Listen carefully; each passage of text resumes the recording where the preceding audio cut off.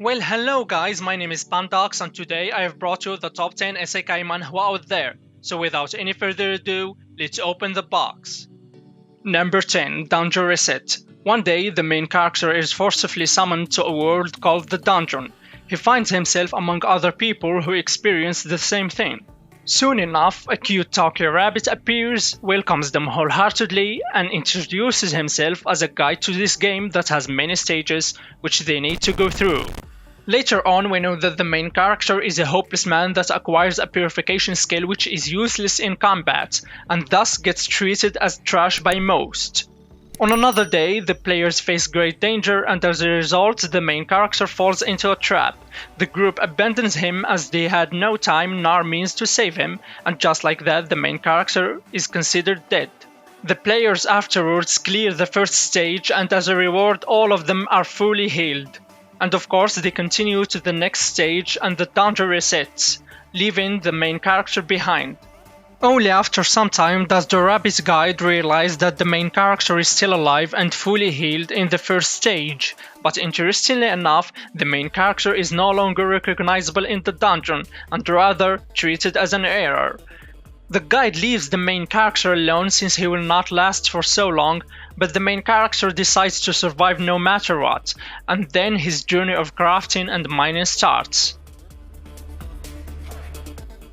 Number 9. Solo Bug Player. This story begins with the main character who dies because of excessive workload and playing games, and is reincarnated in the game called Paradiso, a virtual reality game he was hooked on. Next, he wakes up as a young lord named Jared, but this young lord is basically trash in every aspect. Now he has to live as Jared, use his immense amount of knowledge from his past life above this world, and have a better future than anybody else. He decides on the spot to become the strongest warrior in the world and maybe unify the world too. Why not? And just like that, he starts his journey by fixing his family and territory, bullying cocky fellas, saving little girls on the way, forming connections with important people, invading some dungeons, and more. The art style is good, and although its quality is degraded after season 1, it's not that bad, and honestly, once you binge reading this manhwa, you won't stop just because the art style changes. I just like the journey the main character is taking and the status he's building. Give it a shot and you'll probably like it. Number 8. Memorize. Just like Dungeon Reset, Memorize, coming from the same original author of The Second Coming of Gluttony, is a story about a bunch of people who are transported forcibly from Earth to a fantasy world. The difference lies in the fact that the main character in Memorize is someone who once reached the apex but found himself alone in pain and agony because of the losses he suffered along the way, and therefore decides to use his rights as the one who stands on the top to wish for turning back time 10 years. He now has the advantage he earned rightfully of knowing the future events and hidden items and places. He uses this knowledge, of course, to take a better path and become strong enough to not lose anyone he considers important. People along the way start to follow him, and he accepts those whom he sees as worthy. He is cold-blooded, so there are some occasions where he takes some measures that look too much for the others, but he never questions his actions as he totally believes that he is doing the right thing. Number 7. Her Summon. The main character is a chunibyo who is diagnosed with social anxiety after he messed up big time in an event. He becomes a shut-in and convinces himself that he has some kind of power, like all the chunibyo we know. But someday, while he's conducting the ritual of eliminating a mosquito with his ultimate weapon while shouting Nafasni Dam, he gets suddenly transported to a different world. Well, Traken didn't have any role this time around, I guess. He encounters right away a young girl who tells him that he is indeed a spirit she summoned, and begs him to kill a gigantic monster which its height reaches the clouds and even its head is unseen. He freaks out at first, but thinking this is a dream, he brings out his ultimate weapon and starts performing his super attack. He looks like a dumbass and says cringy and embarrassing lines, but what if his chuny lines were actually to manifest for real? What happens is, the gigantic monster shortly is exploded splendidly. This is the story of someone who is a total shut-in the real world, but a free great spirit in a fantasy world. You really should give it a try. Number 6. I grow stronger by eating.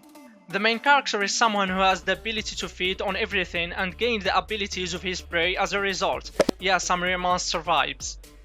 One day, after he was betrayed by a co-worker, he is transported somehow to another world. It is a world of swords and magic, and of course all types of monsters. That will be the main character's nourishment, so he can achieve his goal of becoming the strongest being in the world. He couldn't achieve his objective on Earth because Earth had technology that surpassed any kind of organic strength, but now in this world he can stand on the top. In this world, there are things like skills. Even monsters have skills, but these skills don't work on organisms without skills, and the main character does not have any skill as a person from another world. His attacks that he gained because of eating other creatures work on others, but skills from others don't work on him. And with this, he aims to be an apex predator in this world by devouring everything, be it a monster, human, an ultimate slime, or even a dragon. Number 5. Trash of the Count's family. One day, while reading a novel, the main character falls asleep and then wakes up to find out that he is in the world of that novel which he was reading. He becomes Kale, a renowned trash that the original main character in the novel beats up and uses as a stepping stone to shine.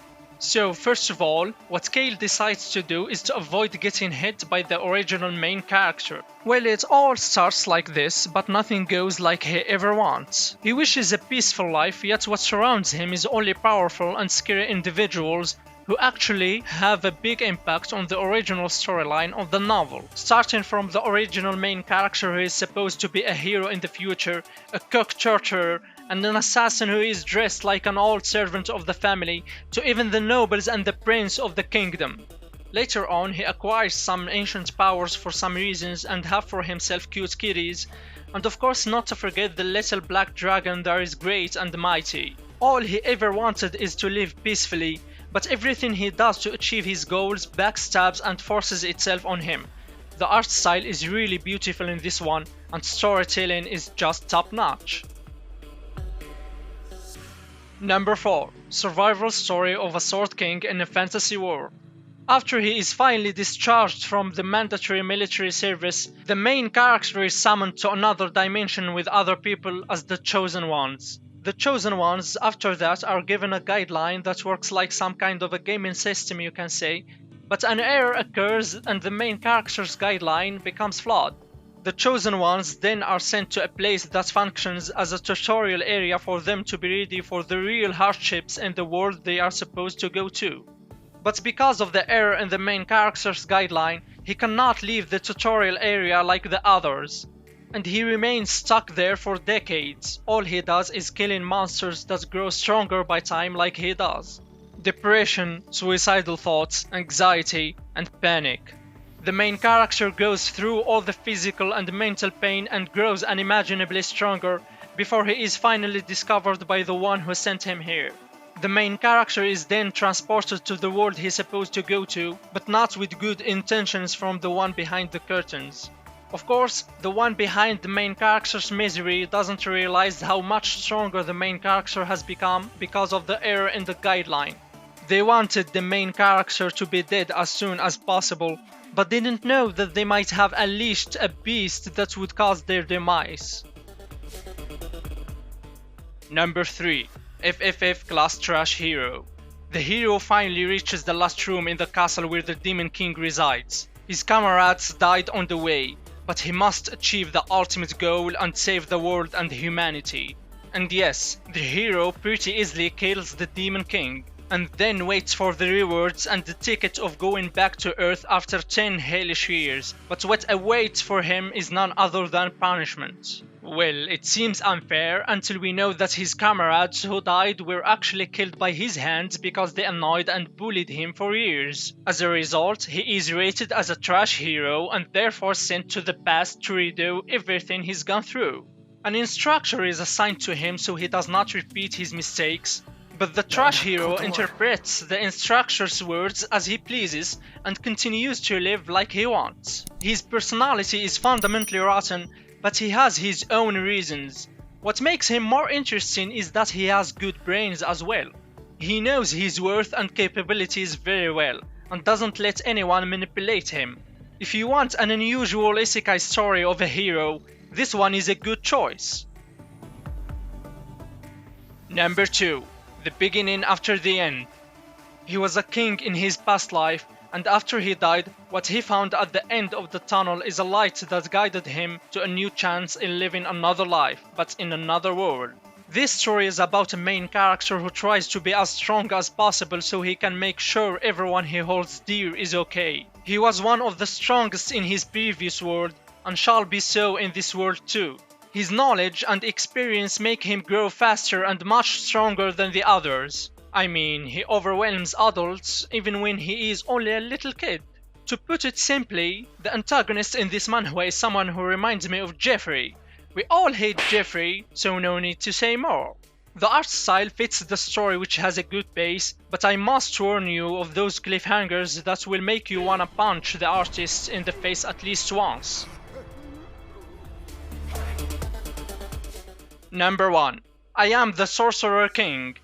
This story is similar to Solo Leveling in the beginning, but it takes a very big shift really fast. One day, on the verge of death, the main character remembers his past life and awakens as the sorcerer who used to fight demigods. The story has so much to offer honestly for it to be put in the shadows of our monarch, especially when the pace in the story is fast enough for it to have the main character fight the biggest countries of the world and even conquer other planets, other dimensions, gods, worlds, and different races. Nothing will stop this main character from growing. He will just keep getting stronger while building his monarchy and armies that shall eliminate and protect whoever and whichever he desires.